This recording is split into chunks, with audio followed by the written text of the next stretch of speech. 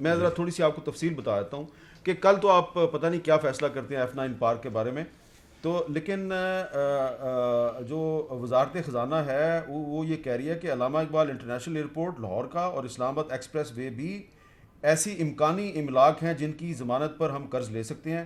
گزشتہ سال جناح international airport کو بھی اس سلسلے میں 500 ارب روپے کے قرض کے لیے استعمال کیا گیا. مئی 2020 میں سرکاری بجلی کی کمپنیاں جو ہیں ان کو اس مقصد کے لیے استعمال کیا گیا 200 ارب روپے کے قرضے کے لیے.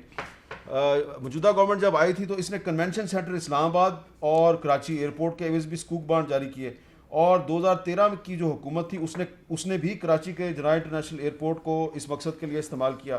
جون 2017 میں جب مسلم لیگ نون کی حکومت تھی تو اس نے اسلام آباد لاہور M2 موٹر وے کے اسلام آباد تک چکوال سیکشن کو اس مقصد کے لیے استعمال کیا اور $1 ارب تک کے لیے قرضہ حاصل کیا، اور کراچی ایئرپورٹ کو اس سے پہلے 2015-2016 میں بھی استعمال کیا جا رہا ہے. سوال میرا یہ ہے شبلی فراز صاحب کہ آپ اس طرح سرکاری املاک کو کے عوض سرکاری املاک کے عوض قرضے حاصل کر کے اپنی معیشت کو ٹھیک کر لیں گے، مہنگائی کم ہو جائے گی؟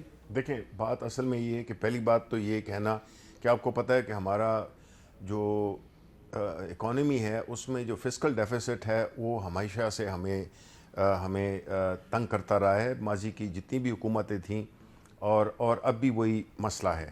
اب اس میں بعض اوقات آپ کو جب بجٹری سپورٹ کے لیے اب جب ایک انہوں نے کیے تھے اس میں یہ تھا کہ جس میں US ڈالر سکوکس بھی تھے.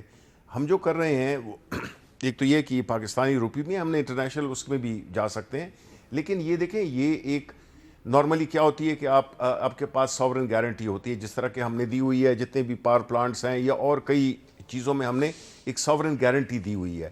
اب اس میں چونکہ وہ نارملی ہم وہ دے سکتے ہیں، لیکن چونکہ اسلامک فائنینسنگ کا جو یہ ہے فائنینسنگ ہے اس کو شریعہ کمپلائنٹ کرنے کے لیے اس کے لیے ایک انڈر لائنگ ایسٹ ہونا چاہیے جس میں کہ جو موڈ آف وہ ہے مارک اپ ہے یا اس کو آپ رینٹل کہتے ہیں، یہ بنیادی طور پہ یہ وہ ایک اسلامی اس کو کمپلائنٹ بنانے کے لیے یہ ایسٹ جو ہے تو ایک برائے نام آپ کہہ سکتے ہیں کہ اس کو اٹیچ کیا جاتا ہے کہ یہ اس کو سپورٹ کر رہا ہے.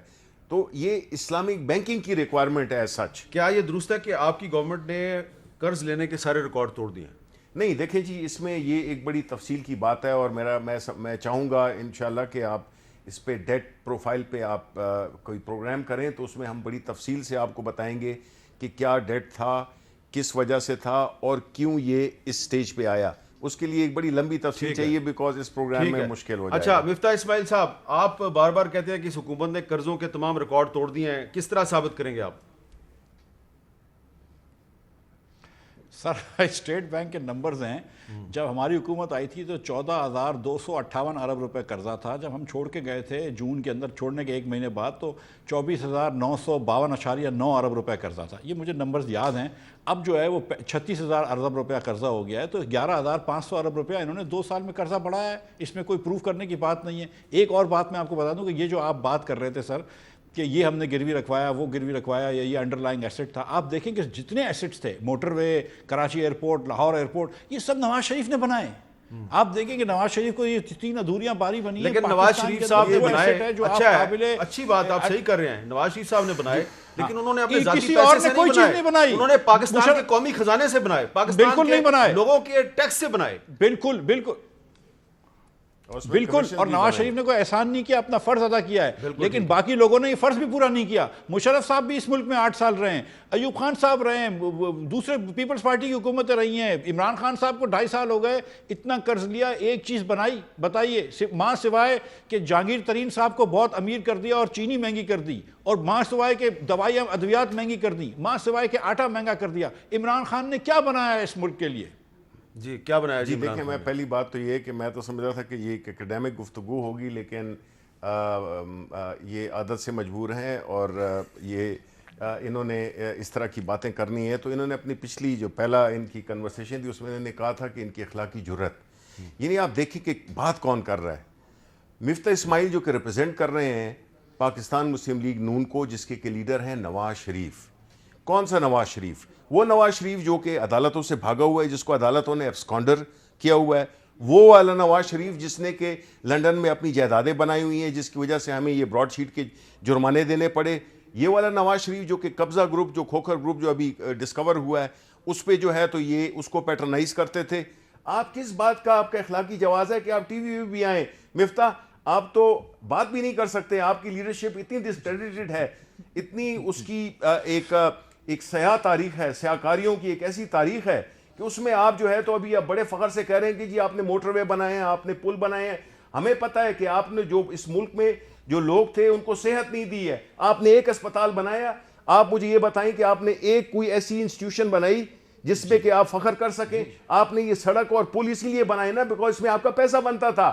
اس کی کمیشنز ہیں. وہ کیا ہے رپورٹ میں یہ بھی ہے کہ 160 ملین وہ جو آپ نے جو موٹر وے کی کمیشن لی تھی. یہ ساری چیزیں آپ کو تو اخلاق نام کی چیز کا ذکر بھی نہیں کرنا چاہیے. آپ نے اس ملک کے لیے نہ لوگوں کو یہاں پہ تعلیم پہ خرچ کیا، نہ اپنے صحت پہ کچھ خرچ کیا. آپ یہی موٹر وے اور یہ بیکاز میں آپ کے کمیشن بنتے تھے، یہ بگ ٹیکنیکل آئٹمز تھے. اب آپ نے الزامات لگا دیے، آپ جواب دیں. جی میں تو ان کے الزام کی میں مانتا ہوں. میں گزارش یہ کر رہا ہوں کہ ایک الزام یہ لگاتے تھے تواتر سے خان صاحب کے شہباز شریف نے، نواز شریف نے جو BRT بنائی ہے لاہور میں 27 ارب روپے کی 29 کلومیٹر لمبی، اس میں پیسے چوری کریں. شبری صاحب بھی کہہ چکے ہیں، ان کے لیڈر بھی کہہ چکے ہیں. ہم ایک سیکنڈ کے لیے مان لیتے ہیں، ایک سیکنڈ کے لیے مان لیں کہ اس میں چوری کرے تھے 27 ارب میں. انہوں نے وہی سی لینتھ کی BRT بنائی ہے 105 ارب میں پشاور میں. تو اگر اس 27 ارب میں چوری کرا ہے تو مجھے یہ بتائیں کہ شبلی صاحب کا اور ان کے لیڈر عمران خان نے 105 ارب میں کتنے چوری کری ہے. جو بھی بات ہوتی ہے، آٹا انہوں نے مہنگا کرا، میں نے کہا ان کو برا لگ گیا، بولتے ہیں نواز شریف چور ہے. انہوں نے تیل مہنگا کرا، میں نے کہا یار آپ نے آٹا مہنگا کر دیا، چینی مہنگی کر دی، ادویات مہنگی کر دی. کیا میں غلط کہہ رہا ہوں؟ اگر میں غلط کہہ رہا ہوں تو آپ مجھے ضرور میری تصحیح کریے اور میں معذرت کروں گا شبلی صاحب سے، میرے بھائی ہیں. لیکن اگر میں سچ کہہ رہا ہوں تو سر میں آپ حکمران ہیں، آپ بڑے پاورفل لوگ ہیں، میں تو التجا آپ سے کر سکتا ہوں کہ سر غریب لوگ مر گئے ہیں، بہت پیسے کما لیے بزدار صاحب نے، ان کے بہنوئی نے، آٹا تھوڑا سستا کر دیں. بہت پیسے کما لیے. کیسے سستا کریں؟ تجویز بھی بتائیں نا. عامر کیانی کا اللہ بھلا کر عامر کیانی کا اللہ بھلا کرے، تھوڑی سی ادویات سستی کر دیں. تیل ذرا ضروری تو نہیں ہے کہ تیل جو ہم 140 روپے کا چھوڑ کے گئے تھے وہ 290 روپے کا آپ بیچیں. تھوڑا تیل سستا کر دیں. سر یہ تھوڑی سی تو ہمارے اوپر رحم فرمائے نا، غریب لوگوں کے اوپر. ہم آپ کے قابل نہیں ہوں گے، آپ کو تو بہت اچھی قوم ملنی چاہیے تھی، لیکن ہم مر گئے سر. آپ کی مہنگائی کے بوجھ کے تلے مر گئے سر. عوام مر گئے سر فوڈ انفلیشن پہ. میری گزارش ہے، کل آپ جا رہے ہیں سر، عمران خان صاحب سے گزارش کریے، میری طرف سے گزارش کریے کہ بھائی تھوڑی سی مہنگائی کم کر دو، لوگ مر رہے ہیں. مطلب آپ بڑے ہینڈسم ہیں ماشاءاللہ، اللہ آپ کو اور ہینڈسم کرے، لیکن یہ اتنا آٹا مہنگا، اتنی چینی مہنگی، 2 سال کے اندر قیمتیں آپ نے ڈبل کر دی.